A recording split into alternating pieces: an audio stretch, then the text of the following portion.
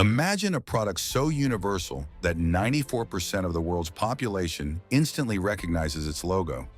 A product consumed over 2 billion times every single day, cutting across countries, cultures, and generations. It's more than a drink. It's a symbol, an icon. But what if I told you the real story behind Coca Cola isn't as sweet as the beverage itself? What if this symbol of happiness and nostalgia masked a legacy built on scandals, controversies, and strategies so ruthless that it rewrote the rules of business? Today, we're peeling back the curtain on Coca Cola's untold history, a story that spans over 3 centuries, marked by brilliance, exploitation, and the relentless pursuit of global dominance. From its unexpected origins as a dubious medicinal tonic to its role in world wars, from school contracts to environmental scandals, Coca-Cola's journey is nothing short of remarkable and deeply complicated. This is the rise, the triumph, and the secrets behind one of the most iconic brands the world has ever known. Let's travel back to the 1880s, a time when the world was obsessed with patent medicines. These were marketed as miracle cures for everything from headaches to nervous disorders. Unregulated and untested, these concoctions were often dangerous mixtures of random chemicals. One of the most popular was a French drink called Vin Mariani, a combination of wine and coca leaf extract, the latter being the source of cocaine. It was marketed as a cure-all for virtually every ailment imaginable. And one of its biggest fans? A Civil War veteran and chemist named John Pemberton. Pemberton, like many veterans of the time, bore the scars of war. Severely injured in battle, he became dependent on morphine to manage his pain, a common story of addiction in post-war America. When he discovered Vin Mariani, he believed it could help him kick his morphine habit. The wine and cocaine cocktail gave him a boost of energy and relief. Inspired by this, Pemberton decided to create his own version of the drink, which he called French wine coca. It was essentially a knockoff of Vin Mariani, but with a twist. Pemberton added a few extra ingredients, believing he could market it as a medicinal tonic. He wasn't trying to deceive anyone. He genuinely believed in his creation. But his timing couldn't have been worse. Prohibition laws were sweeping across the United States, banning alcohol in many states. Forced to remove the wine from his formula, Pemberton replaced it with carbonated water, and to counteract the bitterness, an overwhelming amount of sugar. The result? Coca Cola. The name suggested by Pemberton's bookkeeper, Frank Robinson, was an alliterative nod to the drink's 2 key ingredients, the coca leaf and the cola nut, which contain caffeine. Pemberton's formula wasn't just a sugary drink, it also contained cocaine, a fact that Coca-Cola would later deny despite overwhelming historical evidence. Cocaine remained a part of Coca-Cola's formula until 1929, when chemists finally figured out how to extract the psychoactive component from coca leaves. Despite Pemberton's ingenuity, Coca-Cola wasn't an overnight success. He marketed it as a harmless brain tonic that could relieve headaches and improve concentration. But the market was flooded with similar patent medicines, and Coca-Cola struggled to stand out. Tragically, Pemberton's health deteriorated, his morphine addiction worsened, and he died in 1888, never knowing the global phenomenon his creation would become. Enter Asa Candler, a businessman with an eye for opportunity. Shortly before Pemberton's death, Candler bought the rights to Coca-Cola for just $2,300. It was a bargain that would go down in history as one of the best investments ever made. Candler wasn't just a businessman, he was a marketing genius. He understood that Coca-Cola wasn't just a product, it was a concept. To transform it into a household name, Candler launched one of the most aggressive advertising campaigns of the era. He plastered the Coca-Cola logo on everything: walls, barns, calendars, and even thermometers. He handed out free coupons, ensuring people would try the drink.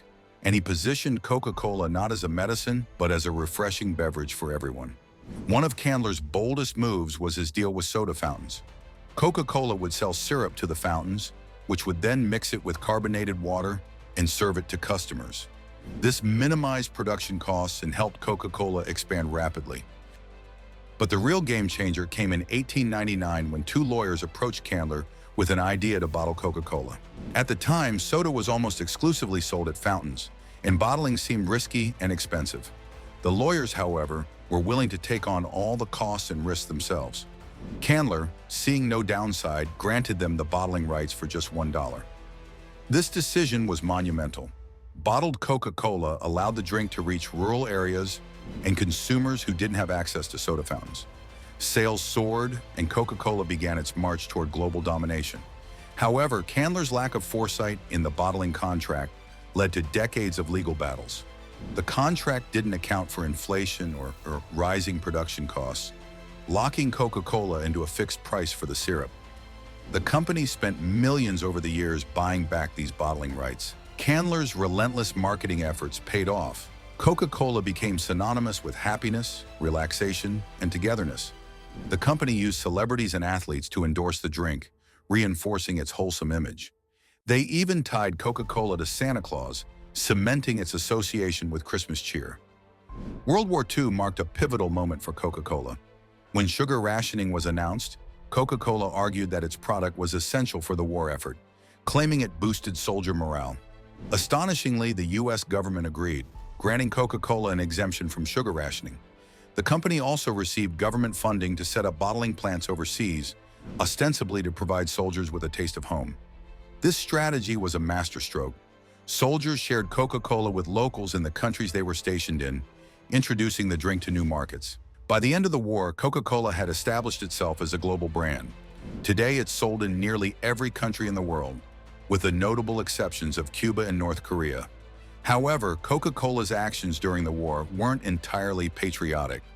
In Nazi Germany, Coca Cola's bottler created a new drink called Fanta to circumvent trade restrictions. Made from food byproducts like apple pulp, Fanta became a hit in Germany. After the war, Coca-Cola claimed the profits and expanded Fanta globally. Coca-Cola's success wasn't just about its product, it was about its image. The company pioneered marketing strategies that are now standard practice. They struck exclusive deals with schools, ensuring children grew up drinking Coke.